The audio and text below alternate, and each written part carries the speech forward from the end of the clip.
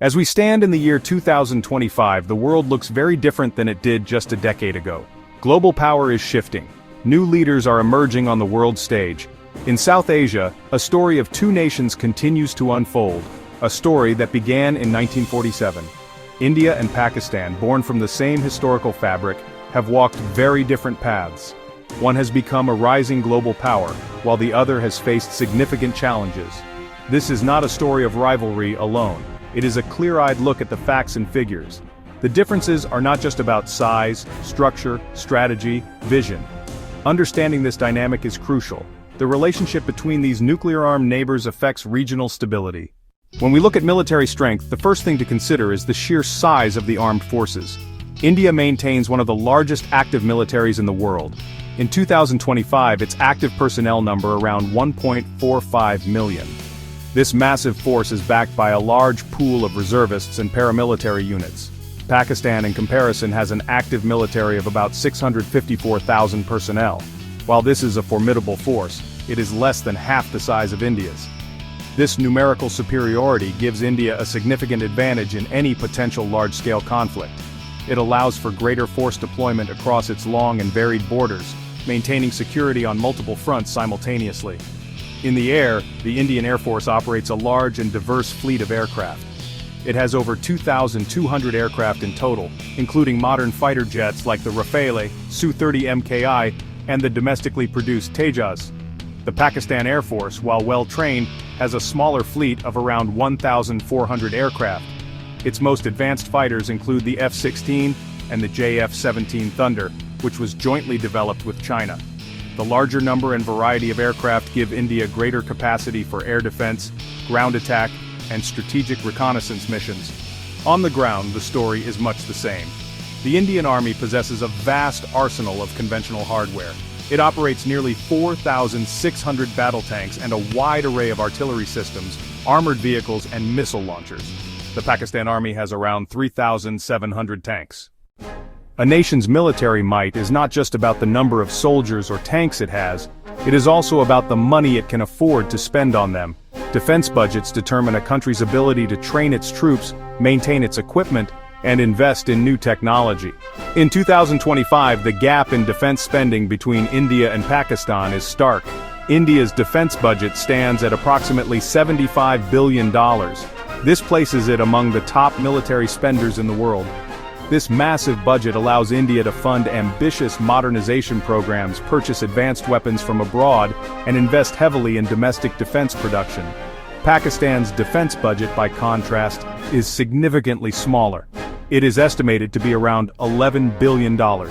This amount, while substantial for the country's economy, is less than 1/6 of India's spending. This financial constraint has a direct impact on Pakistan's military capabilities. It limits the country's ability to acquire high-end military hardware in large quantities. It also makes it more challenging to maintain existing equipment and invest in research and development for future technologies. The economic pressures on Pakistan mean that there is often a tough choice between funding defense and funding other essential public services. India's large and growing economy allows it to fund its defense budget primarily through its own resources. This gives it strategic autonomy. It can make defense decisions based on its own security perceptions without being overly dependent on foreign aid. Pakistan, on the other hand, has historically relied on financial assistance and loans from other countries. Furthermore, the allocation of these funds reveals different priorities. India has been dedicating a significant portion of its budget to capital outlay, which means buying new equipment and technology. Pakistan's budget is more heavily weighted towards personnel costs and maintenance of existing gear. In modern warfare, technology is often the deciding factor. A smaller force with superior technology can defeat a larger one with outdated equipment. Recognizing this, India has embarked on an ambitious journey to modernize its military and develop its own domestic defense industry. The Make in India initiative is at the heart of this strategy. The goal is to reduce dependency on foreign arms imports and become a major defense exporter. This has led to new weapon systems, Tejas Arjun BrahMos, jointly developed with Russia. India is also making significant strides in next-generation warfare domains. the Defense Research and Development Organization is working on directed energy weapons, hypersonic missiles, and advanced artificial intelligence for military applications. India has also developed its own satellite navigation system, Navi-C, reducing its reliance on foreign GPS. Furthermore, India is one of the few countries to have successfully tested an anti-satellite weapon, demonstrating its capabilities in space warfare. These technological advancements give India a qualitative edge that complements its quantitative superiority over Pakistan's forces. Pakistan has made progress, notably with the JF-17, but its industrial base remains narrower and more reliant on external technology. A country's economic strength is really the bedrock of its national power. It is the bedrock of its national power. It funds the military, it supports the population, it fuels technological innovation. In 2025, India's economy is a global powerhouse. Its gross domestic product, or GDP, is projected to be around $4.5 trillion, making it one of the 5 largest economies in the world. Infographic: India's GDP circle versus Pakistan's much smaller circle. This enormous economic engine is driven by services, manufacturing, agriculture. The sheer size of India's economy gives it resilience and strategic depth. It can absorb economic shocks and sustain long-term investments in infrastructure and defense. Pakistan's economy, in contrast, is facing significant headwinds. Its GDP is estimated to be around $380 billion. This is less than 1/10 the size of India's economy. For years, Pakistan has faced high inflation, a large foreign debt burden, and a recurring balance of payments crisis. These struggles limit government spending on education, healthcare, infrastructure, and dependent on international financial institutions like the IMF for support. India has built up massive foreign exchange reserves, totaling over $650 billion, while Pakistan's are much lower and often fluctuate. Reserves buffer shocks and stabilize currency for India. Pakistan faces persistent currency pressure and constrained trade financing.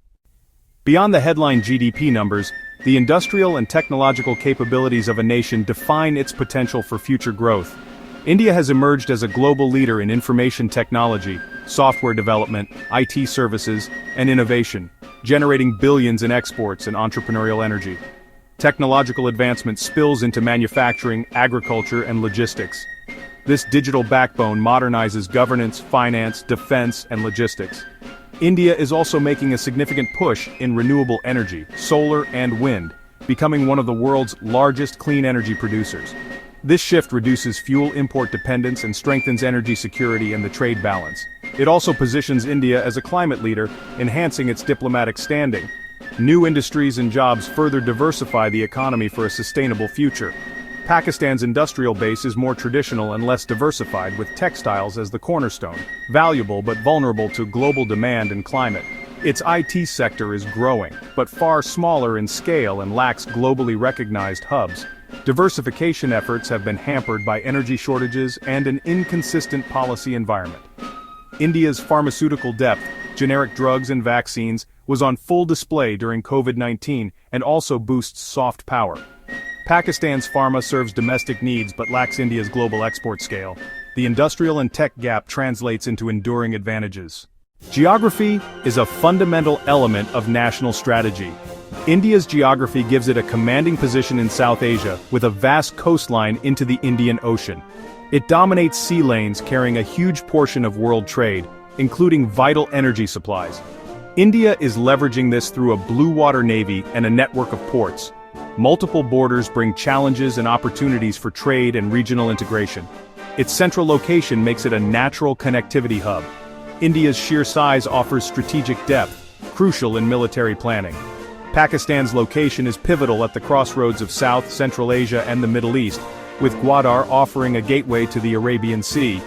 But its shorter coastline and a volatile western frontier constrain maritime reach and stability.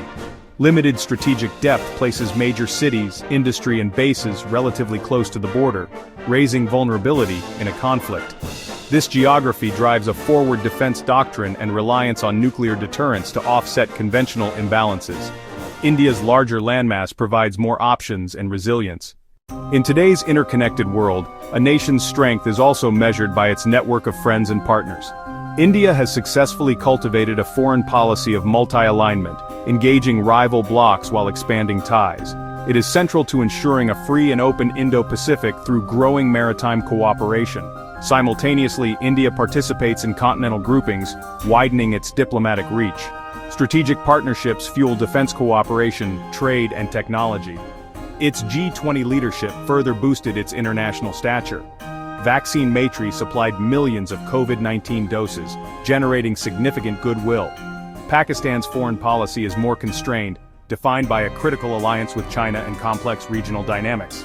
International scrutiny and economic pressures have complicated its diplomacy despite reform efforts. India's soft power, Bollywood, yoga, and a vast successful diaspora amplifies its global appeal and diplomatic leverage. As we have seen, the facts in 2025 paint a clear, consistent picture. India holds a comprehensive and widening advantage over Pakistan. This is not a judgment, it is data. In the military domain, superiority in numbers, defense spending, and technology gives India a decisive conventional edge. Its push for self-reliance builds strategic autonomy for decades to come. Economically, India's diversified multi-trillion-dollar engine underpins influence at global forums and across industries. For South Asia, the task is managing this asymmetry to ensure stability, as India uses its power responsibly to foster a peaceful, prosperous neighborhood. The numbers do not lie.